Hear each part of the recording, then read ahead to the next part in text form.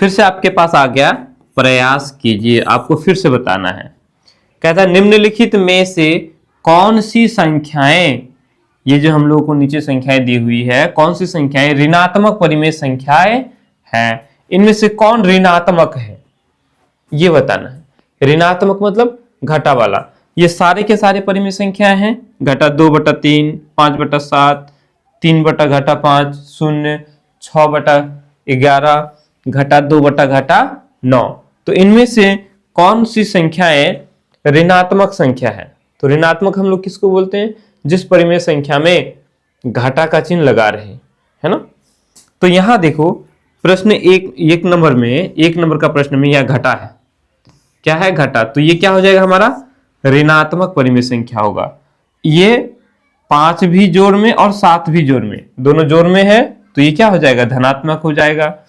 ये 3 जोड़ में, ये 5 घाटा में, तो ये क्या हो जाएगा? ऋणात्मक हो जाएगा।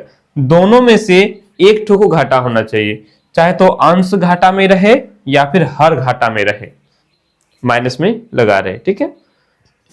दोनों को माइनस में नहीं होना चाहिए।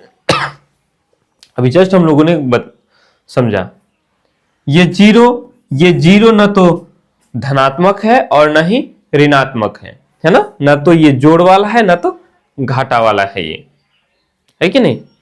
ये 6/11 ये हमारा धनात्मक परिमेय संख्या है। उसके बाद 6 नंबर में दिया हुआ घाटा 2/9, अंश भी घाटा 2 में है और हर भी घाटा में है, तो दोनों में घाटा है, दोनों घाटा हो जाएगा है, तो क्या हो जाएगा? ये दोनों कैंसिल हो जाएगा, मतलब ये जोड़ में है, तो ये धनात्मक हो जाएगा, ठीक है। तो इसमें क्या पूछा है? सिर्फ इतना पूछा है कि निम्नलिखित का मतलब, निम्न का मतलब होता है नीचे, तो ये सब नीचे है ना।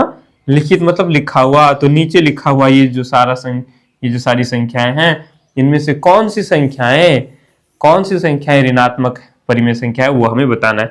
तो लिखेंगे उत्तर में हम क्या लिखेंगे?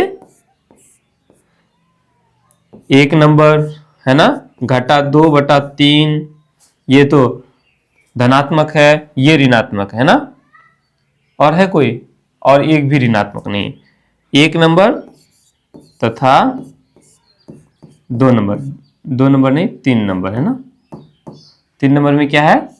3/5 है ना। लिखेंगे ये जो दोनों संख्याएं हैं, है ना, इन दोनों संख्याओं को हम लोग बोलेंगे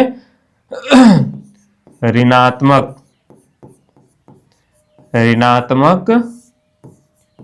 परिमेय संख्याएं हैं, उतार लो इसको, कोई दिक्कत। और बाकी जितने भी है, 2 नंबर धनात्मक परिमेय संख्या है, 4 नंबर न तो ऋणात्मक है और न ही धनात्मक है, 5 नंबर 6 नंबर धनात्मक संख्याएं हैं।